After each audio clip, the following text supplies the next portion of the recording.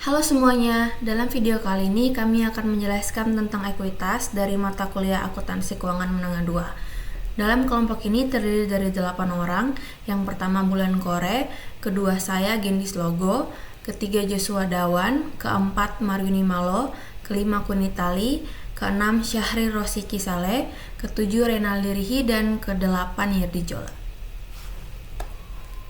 Yang pertama, bentuk organisasi perusahaan. Ada 3 jenis atau 3 bentuk organisasi bisnis. Yang pertama, perorangan. Yang kedua, persekutuan atau partnership. Dan yang ketiga, merupakan perseroan terbatas. Bentuk yang pertama, perorangan, itu merupakan suatu perusahaan yang dimiliki hanya oleh satu orang saja. Dan yang kedua, persekutuan atau partnership, itu merupakan jenis perusahaan yang dimiliki oleh 2 orang maupun lebih.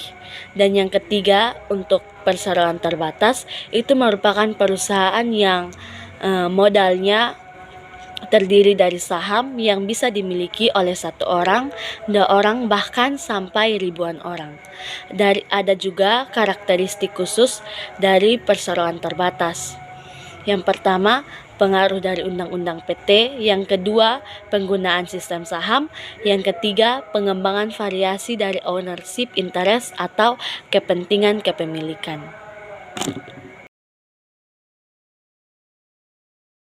Prosedur pendirian PT menurut Undang-Undang PT tahun 2007. Yang pertama, didirikan minimal 2 orang yang memiliki bagian saham dengan akta notaris. Yang kedua, perusahaan harus mengajukan permohonan kepada Menteri untuk mendapatkan pengesahan atas pendirian perseroan terbatas setelah akte pendirian ditandatangani oleh notaris. Kemudian ada karakteristik saham. Jadi pembiayaan yang dilakukan oleh perusahaan itu ada 2 pembiayaan. Yang pertama pembiayaan dengan hutang dan yang kedua adalah pembiayaan dengan saham. Hal pertama dari karakteristik saham adalah mengenai hak pembagian proporsional. Jadi kalau hak pembagian ini nanti tergantung dengan sahamnya, apakah saham biasa atau saham preferen. Hak atas laba dan kerugian di sini adalah yang diutamakan itu saham preferen. Yang kedua dalam manajemen, yaitu hak voting yang diutamakan adalah saham biasa, karena saham preferen tidak memiliki hak untuk bersuara. Hak atas aset saat likuidasi. Saham yang diutamakan di sini adalah saham preferen. Jadi, ketika perusahaan mengalami likuidasi, hal pertama yang dilakukan adalah menyelesaikan hutang. Yang kedua, setelah melakukan penyelesaian hutang dan ternyata ada sisa, maka akan dilakukan pembayaran kepada saham preferen. Dan setelah pembayaran preferen dan masih ada sisa, maka akan dilakukan pembayaran kepada saham biasa. Yang keempat di sini dari hak pembagian atas proporsional adalah hak preemptif. Hak preemptif ini adalah hak untuk memperoleh atau membeli saham baru agar kepemilikannya itu proporsi tetap. Yang ketiga yaitu memiliki resiko kerugian terbesar. Kenapa pembiayaan saham memiliki resiko kerugian terbesar? Karena jika dibandingkan dengan pembiayaan hutang, maka pembiayaan dengan saham ini lebih memiliki kerugian terbesar. Karena dari pembiayaan saham, imbal balik yang diterima oleh investor itu adalah bentuk dividen. Nah, jika perusahaan membayar dividen, maka investor akan mengalami keuntungan.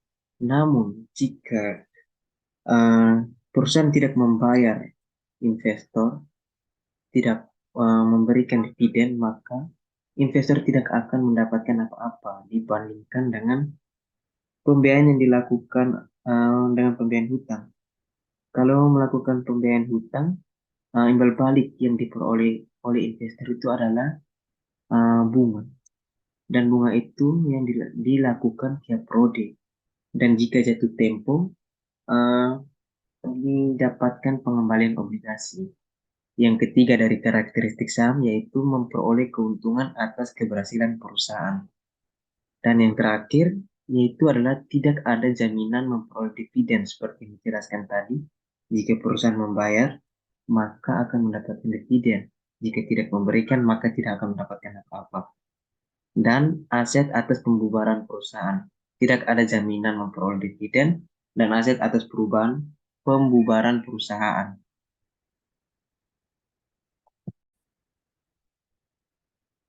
Berikutnya adalah komponen ekuitas. Di sini ada modal disetor. Modal disetor ini diperoleh dari saham biasa ditambah saham preferen. Nah, nanti di sini ada namanya agio saham. Agio saham ini adalah nilai lebih atas nilai par. Jadi, kelebihan dari si nilai par. Kemudian ditambah laba ditahan, dikurangi saham, ditambah agio saham treasury, ditambah laba komprehensif lain, dan yang terakhir yaitu ditambah kepentingan non pengendali. Prosedur penerbitan saham. Yang pertama, tahap persiapan, yaitu persetujuan RUPS dan menunjuk penjamin emisi atau underwriter. Yang kedua, tahap pengajuan dan pernyataan pendaftaran, yaitu otorisasi Bapepam LK. Yang ketiga, tahap penawaran atau penjualan saham. Yang keempat, tahap pencatatan saham di Bursa Efek. Semua biaya langsung yang terkait atas penerbitan saham, seperti biaya penjamin emisi, akuntansi, biaya hukum, percetakan, pajak, dan sebagainya, mengurangi pendapatan atas penjualan saham. Selanjutnya, nilai par saham. Nilai par saham tidak ada hubungannya dengan nilai wajar. Penerbitan saham dengan nilai par saham yang rendah membantu perusahaan menghindari kewajiban kontingensi ketika saham dijual di bawah par. Saham preferen atau saham biasa, yaitu merefleksikan nilai par atas saham yang diterbitkan. Aglo saham yaitu nilai lebih atas par yang dibayarkan oleh pemegang saham. Saham tanpa nilai par. Alasan penerbitannya itu menghindari kewajiban kontingensi dan menghindari kebingungan di dalam pencatatan nilai par versus nilai pasar atau fair market value. Saham tanpa nilai par dicatat sebesar nilai saat diterbitkan tanpa agio saham. Jika regulasi mengharuskan adanya nilai yang ditetapkan pada saham tanpa nilai par, maka selisih nilai yang ditetapkan dengan harga saat diterbitkan dicatat sebagai agio saham. Kemudian ada contohnya saham tanpa nilai par, itu ada PT Merapi memiliki 1000 lembar saham biasa yang diotorisasi tanpa nilai par. Nah, jika PT Merapi menerbitkan kembali 200 saham dengan harga Rp500 per lembar saham, maka akan dicatat dalam jurnal kas pada saham biasa sebesar 100.000. Tapi jika saham yang diterbitkan memiliki nilai yang ditetapkan sebesar Rp200, maka pencatatannya adalah sebagai berikut. Di dalam jurnal kas didebit sebesar 100.000 dan pada saham biasa 40.000 dan agio saham biasa 60.000 dikredit. Saham yang diterbitkan dengan sekuritas lain. Saham yang diterbitkan dengan sekuritas lain harus dipisahkan dengan komponen ekuitas dan komponen lainnya. Misal, convertible bond, saham diterbitkan dengan opsi atau warrant. Metode untuk alokasi terdiri dari dua, yaitu metode proporsional dan metode penambahan. Contoh saham diterbitkan dengan sekuritas lain, metode proporsional. PT Dev menerbitkan 500 lembar saham biasa dengan nilai par senilai 100 dengan nilai wajar 600, serta 200 lembar saham preferen dengan nilai par 200 dan nilai wajar 1000 yang dijual dengan lump sum 400.000. Jadi di sini saham biasa pertama 500 dikali dengan 600 hasilnya 300, mendapat 60%.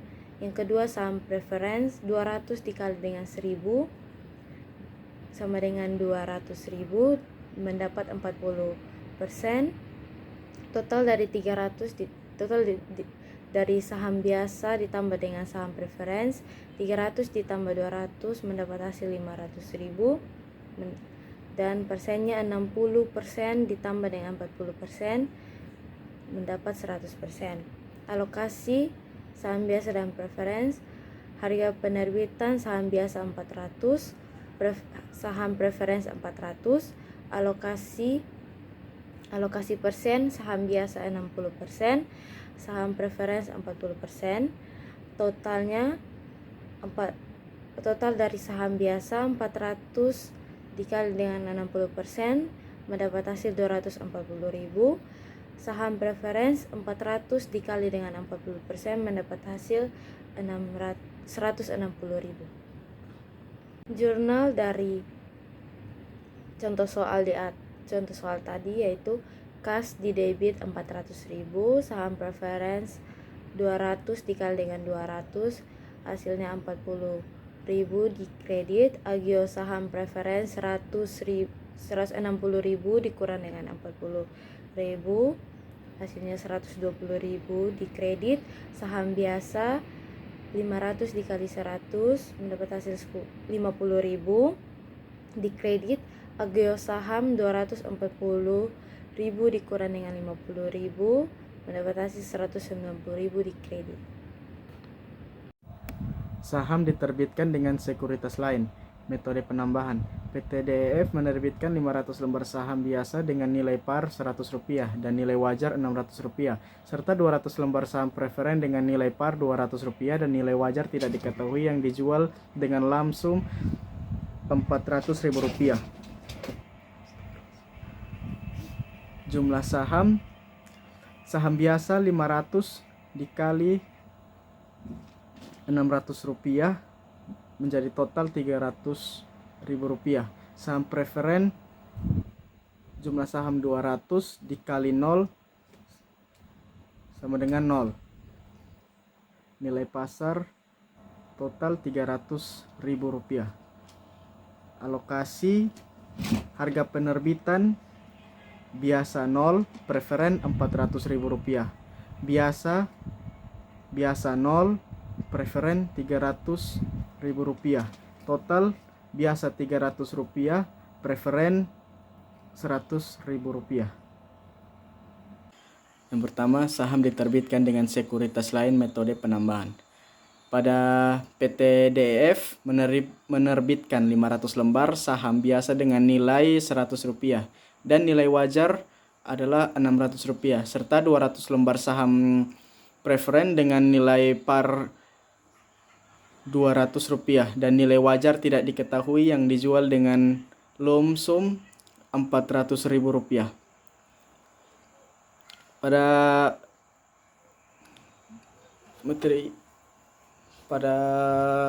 Di sini ditulis kas 400.000, saham preferen 200 dikali Rp200, jadinya sama dengan 40.000.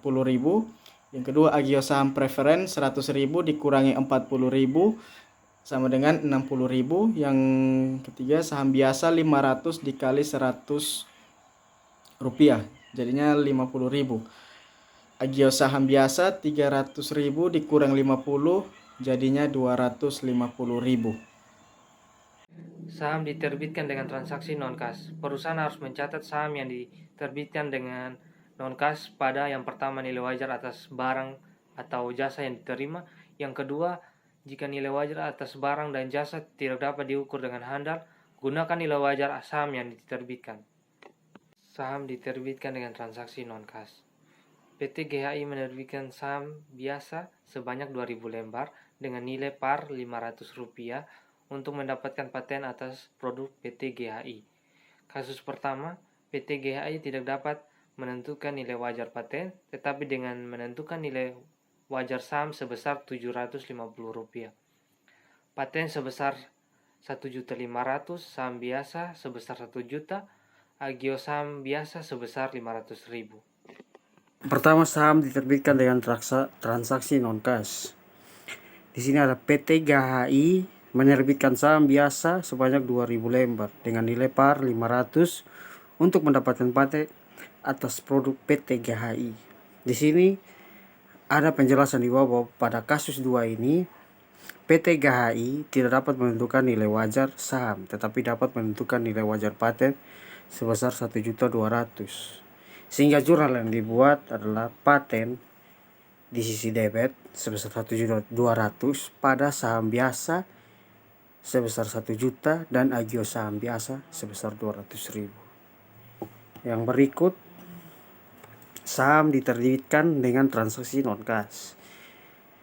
PT GHI menerbitkan saham biasa sebanyak 2.000 lembar dengan nilai par 500 untuk mendapatkan paten atas produk PT GHI. Di sini penjelasan pada kasus tersebut, PT GHI tidak dapat menentukan nilai wajar saham dan paten, tetapi konsultan independen menentukan nilai wajar paten sebesar 1.250.000 berdasarkan metode diskonto arus kas. Sehingga jurnal yang dibuat adalah paten di debit sebesar 1.250.000 pada saham biasa sebesar 1 juta dan agio saham biasa sebesar 250.000. Baik, kita masuk ke materi selanjutnya, pembelian kembali saham. Ada beberapa alasan perusahaan membeli kembali saham yang beredar. Yang ini sendirinya, alasan perusahaan membeli kembali saham beredarnya sendiri. Itu yang pertama, ada meningkatkan earnings per share dan return on equity. Earnings per share itu seperti laba perusahaan, jadi meningkatkan laba perusahaan. Dan return on equity itu laba pemegang saham, artinya dia membeli saham untuk meningkatkan pemegang saham tersebut. Yang kedua, ada menyediakan saham untuk kontrol kompensasi pegawai atau untuk memenuhi kebutuhan margin potensial. Dan berikut ada menggagalkan usaha pengambilan alihan atau untuk mengurangi jumlah pemegang saham. Dengan yaitu perusahaan membeli kembali saham beredarnya sendiri. Yang berikut yang terakhir, mempengaruhi harga pasar dengan meningkatkan permintaan, harga stabil atau meningkat.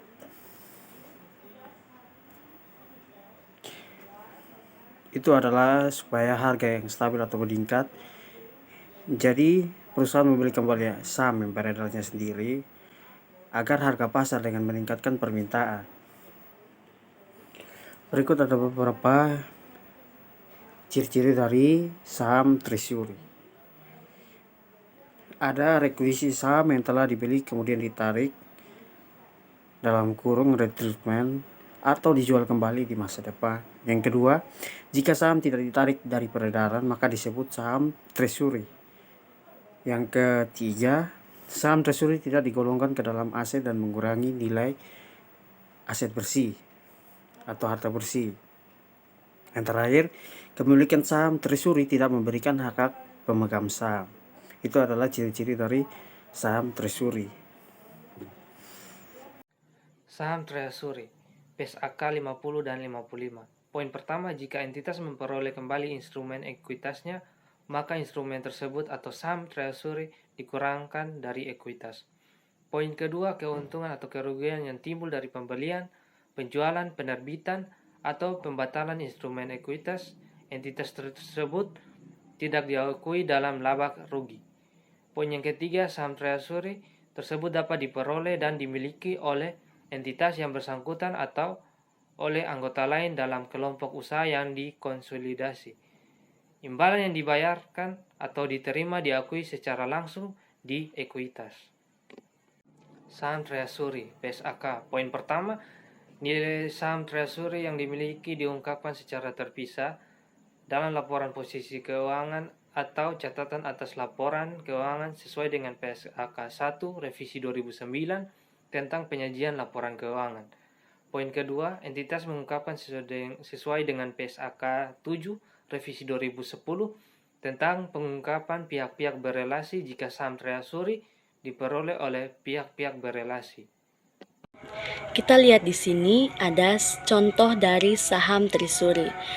PT JKL menerbitkan 20.000 lembar saham biasa dengan nilai par Rp200 pada harga Rp500 per share. Sebagai tambahan, perusahaan juga memiliki laba ditahan sebesar 20 juta. Di sini kita akan menghitung jumlah ekuitas. Saham biasa 4 juta didapat dari nilai par 200 dikali dengan 20.000 lembar saham biasa, sehingga hasilnya 4 juta. Agio saham biasa 6 juta didapat dari selisih antara saham biasa dikurangi dengan harga lembar saham, 20.000 lembar saham dikali dengan harga per share. Jadi 20.000 lembar saham dikali dengan 500 per share itu hasilnya 10 juta dan dikurangi dengan nilai saham biasa 4 juta sehingga hasilnya 6 juta.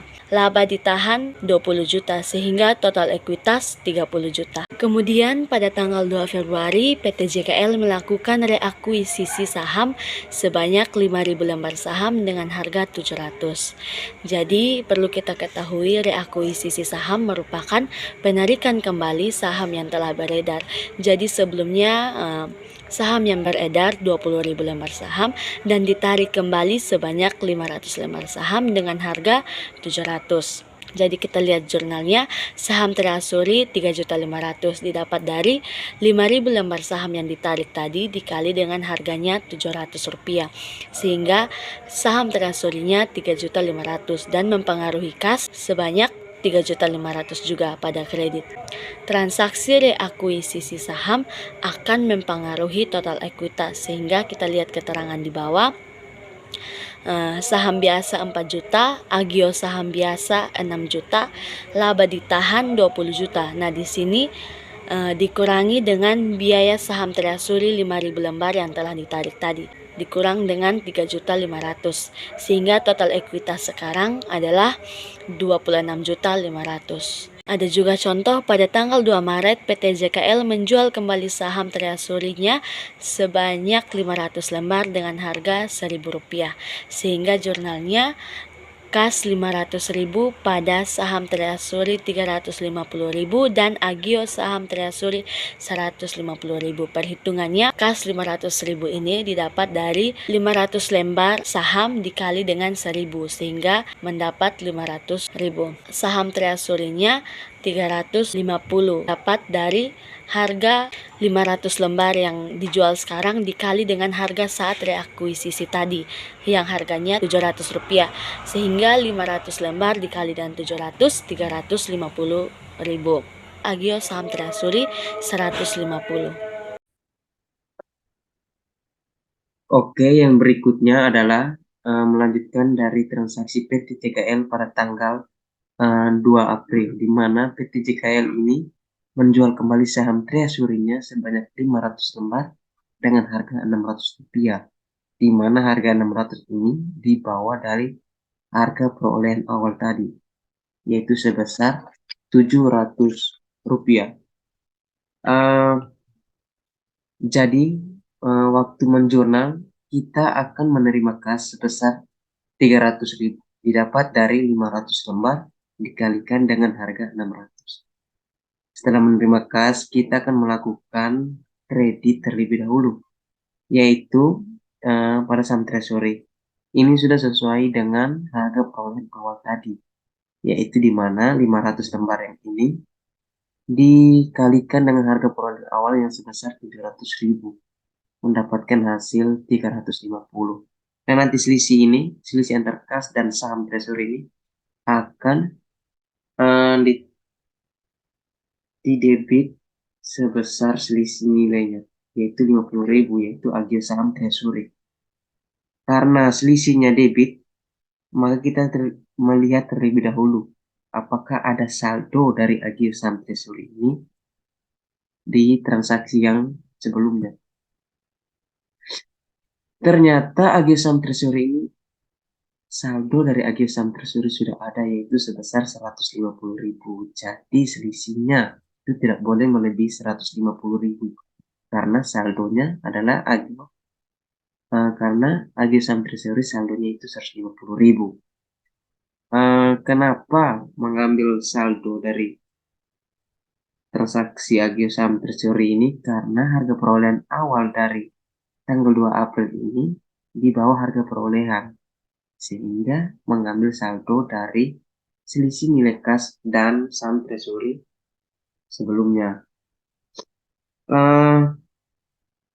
selisih di sini 50.000 dengan saldonya yaitu 150. Maka agio saham treasury pada tanggal 2 Maret sebesar 150 dan 2 April sebesar 50.000. Sehingga saldo akhirnya itu 100, di mana didapat dari 150 dikurangi saldo tanggal 2 April sebesar 50.000.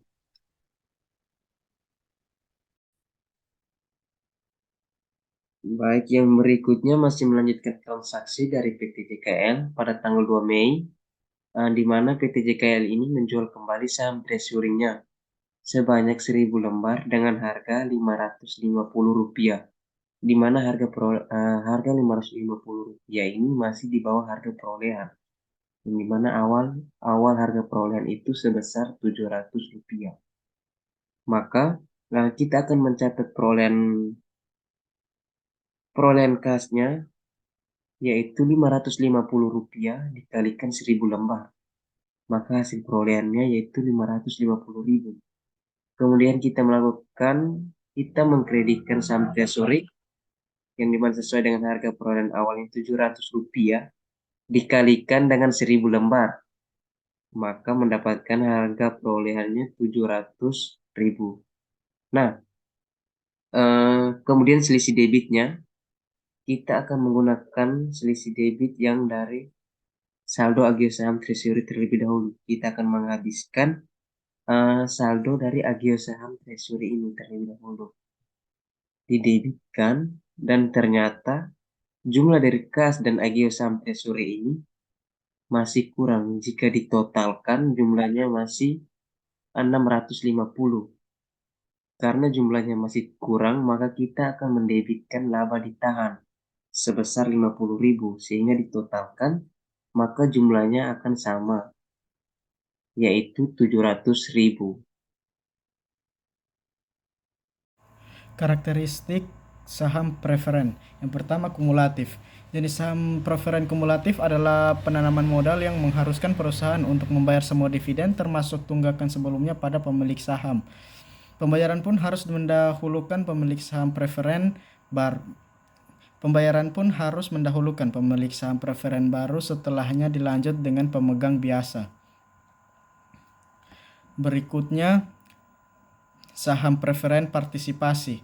Arti partisipasi dalam saham preferen adalah dividen tambahan akan diberikan kepada pemegang berdasarkan kondisi yang sudah ditentukan. Misalnya, ketika jumlah dividen pemilik saham bisa melebihi nominal per lembar yang sudah ditetapkan sebelumnya. Berikutnya, saham preferen convertible. Saham preferen jenis ini bisa dikonversikan atau ditukar ke saham biasa setelah tanggal yang ditetapkan. Jenis saham preferen ini bisa ditukarkan atas dasar permintaan investor atau berdasarkan ketentuan perusahaan. Berikut adalah jenis saham preferen. Selanjutnya adalah callable. Callable preferred stock atau bisa ditembus. Artinya kegiatan penanaman modal bisa dilewati oleh penerbit atau perusahaan pada nilai yang ditetapkan sebelum jatuhnya tempo. Yang berikut redeemable. Karakteristik saham preferen memiliki prioritas tinggi dalam pembagian dividen. Bisa ditukar dengan saham biasa dalam kondisi tertentu. Dan yang berikut memiliki hak untuk menerima pembayaran dividen yang sempat ditangguhkan lebih dulu dibandingkan pemegang saham lainnya. Saham preferen, contoh PT MNO menerbitkan 5.000 lembar saham preferen dengan nilai par Rp300 dengan harga Rp1.000 per lembar saham. Bishop mencatat penerbitan saham sebagai berikut. Kas 5 juta didebet pada saham preferen 1.500.000 dikredit dan agio saham preferen 3.500.000 dikredit. Materi berikutnya yaitu dividen. Dividen di sini memiliki dua pengertian. Yang pertama, menurut Bardin-Wan, dividen adalah pembagian laba perusahaan kepada para pemegang saham yang besarnya sebanding dengan jumlah lembar saham yang dimiliki. Yang kedua, menurut Rianto, dividen adalah aliran kas yang dibayarkan kepada para pemegang saham atau equity investor. Kebijakan dividen. Alasan distribusi dividen tidak dimaksimalkan berdasarkan jumlah laba ditahan yang tersedia. Yang pertama, memelihara persetujuan dengan kreditur. Yang kedua, memenuhi persyaratan regulasi negara atau UU PT. Yang ketiga, membiayai pertumbuhan dan ekspansi. Yang keempat, mempengaruhi arus kas atau likuiditas. Yang terakhir, berjaga terhadap kemungkinan kerugian dan masalah likuiditas. Selanjutnya, dividen kas. Dewan Direksi mengusulkan pengumuman dividen kas. Dividen kas yang diumumkan merupakan kewajiban, biasanya termasuk kewajiban lancar. Perusahaan tidak mengumumkan atau membayar dividen kas pada saham treasury. 3 tanggal penting, yaitu yang pertama tanggal pengumuman. Jurnalnya yaitu laba ditahan pada utang dividen. Yang kedua tanggal pencatatan. Pada tanggal pencatatan tidak dibuatkan jurnal. Yang ketiga tanggal pembayaran. Jurnalnya yaitu utang dividen pada kas. Contoh dividen kas. Pada tanggal 2 Juni, PT PQR mengumumkan pembayaran kas dividen Rp200 atas 200.000 saham yang terutang pada tanggal 12 Juli kepada semua pemegang saham yang tercatat pada tanggal 22 Juli. Yang pertama, tanggal pengumuman 2 Juni, yaitu laba ditahan sebesar 40 juta pada utang dividen sebesar 40 juta. Tanggal pencatatan 22 Juni tidak dibuatkan jurnal. Tanggal pembayaran 12 Juli, jurnalnya yaitu utang dividen 40 juta pada kas 40 juta. 40 juta didapat dari Rp200 dikali 200.000, hasilnya 40 juta. Selanjutnya dividen properti. Dividen properti merupakan utang dividen dalam bentuk aset selain kas. Properti yang akan didistribusikan dinyatakan ulang ke dalam nilai wajar, yaitu keuntungan dan kerugian atas selisih nilai properti diakui dalam laporan laba rugi. Yang berikut ada contoh dividen properti dari PT QRS melakukan transfer kepada pemegang saham sebesar investasinya dalam bentuk sekuritas senilai Rp300 juta dengan mengumumkan dividen properti tanggal 12 Desember 2012 untuk didistribusikan pada tanggal 22 Januari kepada pemegang saham yang tercatat pada 2 Januari 2013. Pada tanggal pengumuman, sekuritas tersebut memiliki nilai wajar senilai yang pertama, jurnalnya tanggal pengumuman 12 Desember 2012, kerugian pada investasi ekuitas sebesar Rp100 juta, kemudian laba ditahan pada utang dividen properti sebesar Rp200 juta. Kemudian pada tanggal distribusi 22 Januari 2013, utang dividen properti pada investasi ekuitas sebesar Rp200 juta. Di sini kemudian ada dividen likuiditas. Dividen likuiditas memiliki dua pengertian, yaitu dividen yang tidak didasarkan pada pendapatan atau laba ditahan dan mengurangi ekuitas pemegang saham. Kemudian dividen likuiditas lebih mengimplikasikan return atas modal investasi daripada profit yang dihasilkan perusahaan. Untuk dividen likuidasi, contoh transaksinya misalkan PT RST menerbitkan sebuah dividen kepada pemegang saham, biasa sebesar 220 juta. Nah, pengumuman menyebutkan bahwa pemegang saham harus mempertimbangkan 100 juta sebagai pendapatan dan sisanya sebagai pengembalian modal. Nah, kalau ini ada dua komponen dari dividen, nanti akan diberikan kepada pemegang saham. Yang 100 juta merupakan imbal balik sebagai pendapatan. Jadi kita akan mencatatnya itu laba ditahan. Dan sisanya sebagai pengembalian modal itu dicatat di mendebit ekuitas. Jadi yang 100 merupakan pendapatan, dan sisanya yang pengembalian modal itu didebit dengan ekuitas. Jadi tanggal pengumumannya dicatat laba ditahan sebesar 100 juta, kemudian kita mendebit agio saham sebagai bentuk pengembalian modal sebesar 120 juta, sehingga diakui utang dividen sebesar 2.200.000. Kemudian tanggal pembayaran langsung saja mendebit dividen, utang dividen sebesar 2.200.000 dan mengeluarkan kas sebesar 2.200.000. Seperti itu.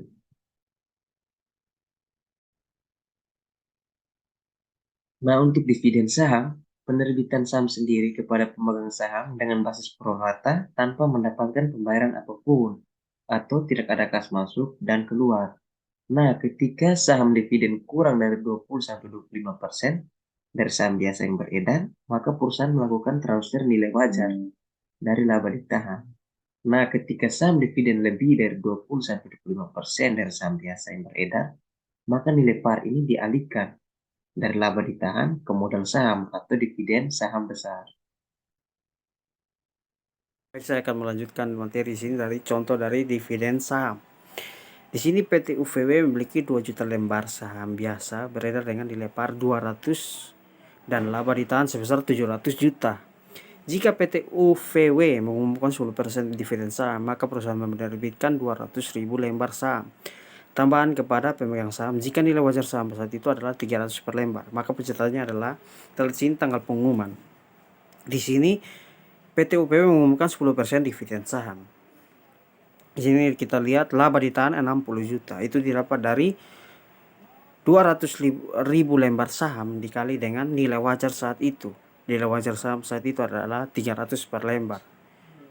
Dikali dengan perusahaan yang menerbitkan, yaitu 200.000 lembar saham dikali dengan nilai wajar saham saat itu, yaitu 300 per lembarnya. Terus pada saham biasa yang didapat didistribusikan sebesar 40 juta. 40 jutanya didapat dari 2 juta lembar saham biasa yang beredar dikali dengan nilai par 200. Dan di situ kita lihat tanggal pengumuman, mengumumkan 10%, sehingga kita kali dengan 10%, sehingga didapat 40 juta. Berikutnya agio saham biasa. Dan agio saham biasa ini didapat dari sisa dari laba ditahan kurang dengan saham biasa yang dapat didistribusikan, sehingga dapat 20 juta. Agio sahamnya 20 juta. Pada saat tanggal distribusi, saham biasa yang dapat didistribusikan tersebut adalah 40 juta pada jurnal di atas, sehingga debit dan kreditnya adalah saham biasa sebesar 40 juta. Baik, contoh yang kedua, PT UVW memiliki 2 juta lembar saham biasa beredar dengan nilai par 200 dan laba ditahan sebesar 700 juta. Jika PT UVW mengumumkan 30% dividen saham, maka perusahaan menerbitkan 600.000 lembar saham tambahan kepada pemegang saham. Jika nilai wajar saham saat itu adalah 300 per lembar, maka pencatatannya adalah pada tanggal pengumuman laba ditahan yaitu 120 juta. 120 jutanya didapat dari 600.000 dikali dengan 200 atau nilai parnya, sehingga didapat 120 juta. Pada saham biasa yang dapat didistribusikan, yaitu 120 juta juga. Pada tanggal distribusi, saham biasa yang dapat didistribusikan tersebut kan ada di atas pada kredit pada tanggal pengumuman. Pada tanggal distribusikan kita debitkan menjadi sebesar 120 juta, sehingga di kredit nanti saham biasa sebesar 120 juta. Share split. Poin pertama untuk mengurangi nilai pasar saham. Poin kedua, no entry untuk pencatatan share split. Poin ketiga, mengurangi nilai pasar dan meningkatkan jumlah saham. Contoh soal, ekuitas sebelum 2-for-1 split. Saham biasa 2 juta lembar dengan nilai par Rp200 sebesar 400 juta. Ditambah dengan laba ditahan sebesar 200 juta, hasilnya 600 juta. Untuk ekuitas sesudah 2-for-1 split, saham biasa 4 juta lembar dengan nilai par Rp100 sebesar 400 juta ditambah dengan laba ditahan sebesar 200 juta, hasilnya 600 juta. Perbandingan dividen, saham, share split, dan dividen kas.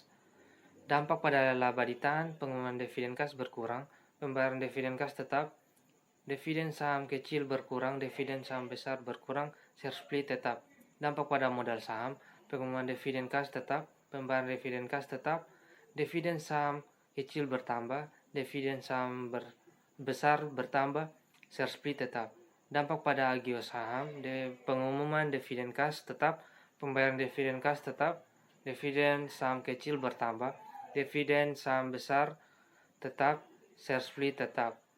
Dampak pada jumlah ekuitas, pengumuman dividen kas berkurang, pembayaran dividen kas tetap, dividen saham kecil tetap, dividen saham besar tetap, share split tetap. Untuk dampak pada working capital, pengumuman dividen kas berkurang, pembayaran dividen kas tetap, dividen saham kecil tetap, dividen saham besar tetap, share split tetap. Untuk dampak pada jumlah aset, pengumuman dividen kas tetap, pembayaran dividen kas berkurang, dividen saham kecil tetap, dividen saham besar tetap, share split tetap. Untuk dampak pada jumlah saham beredar, pengumuman dividen kas tetap, pembayaran dividen kas tetap, dividen saham kecil bertambah, dividen saham besar bertambah, share split bertambah. Dampak pada harga pasar, untuk pengumuman dividen kas, pembayaran dividen kas yaitu nilai per atau dinyatakan. Untuk pengumuman dan distribusi dividen saham kecil, dividen saham besar, share split itu nilai lebih harga pasar dengan nilai par. Akuntansi hibah pemerintah PSAK pasal 61. Hibah pemerintah termasuk hibah non-moneter pada nilai wajar. Tidak boleh diakui sampai terdapat keyakinan yang memadai bahwa A. Entitas akan mematuhi kondisi yang melekat pada hibah tersebut, dan B. Hibah akan diterima. Hibah pemerintah diakui dalam laba rugi dengan dasar yang sistematis selama periode entitas mengakui sebagai beban atas biaya terkait yang dimaksudkan akan dikompensasikan dengan hibah. Terdapat dua pendekatan umum untuk akuntansi atas hibah pemerintah. Yang pertama pendekatan modal, yaitu hibah diakui di luar laba rugi. Dan yang kedua pendekatan penghasilan, yaitu hibah diakui dalam laba rugi selama satu periode atau lebih. Hibah pemerintah yang terkait dengan aset termasuk hibah non-moneter pada nilai wajar disajikan dalam laporan posisi keuangan, baik disajikan sebagai penghasilan ditangguhkan atau hibah tersebut dicatat sebagai pengurangan nilai tercatat aset. Selanjutnya, penyajian ekuitas dan penyajian laporan perubahan ekuitas dapat dilihat pada slide materi. Berikutnya ada penyajian terhadap entitas tanpa akuntabilitas publik atau disingkat ETAP. Laporan laba rugi dan saldo laba digabung dapat disajikan sebagai pengganti laporan laba rugi dan laporan perubahan ekuitas. Perubahan ekuitas hanya muncul karena laba atau rugi, pembayaran dividen, koreksi kesalahan periode lalu, dan perubahan kebijakan akuntansi. Kemudian laporan perubahan ekuitas etap ini menyajikan yang pertama laporan laba rugi tahun berjalan, kedua pendapatan dan beban yang diakui langsung dalam ekuitas, dan ketiga pengaruh perubahan kebijakan akuntansi dan koreksi kesalahan, dan yang keempat rekonsiliasi jumlah tercatat awal dan akhir periode dari komponen ekuitas. Selanjutnya, perbedaan PSAK dan SAK etap. Yang pertama, dalam PSAK pos minimal, sedangkan dalam SAK etap pos minimal lebih sedikit. Yang kedua, pengungkapan distribusi dividen dan dividen per saham, sedangkan dalam SAK etap tidak ada. Yang ketiga, dalam SAK etap, laporan perubahan ekuitas dan saldo laba dapat menggantikan laporan laba rugi dan laporan perubahan ekuitas, sedangkan dalam PSAK tidak diperkenankan. Selanjutnya, analisis ekuitas. Pertama, tingkat pengembalian terhadap ekuitas sama dengan laba bersih kurang dividen preferred dibagi dengan rata-rata common equity.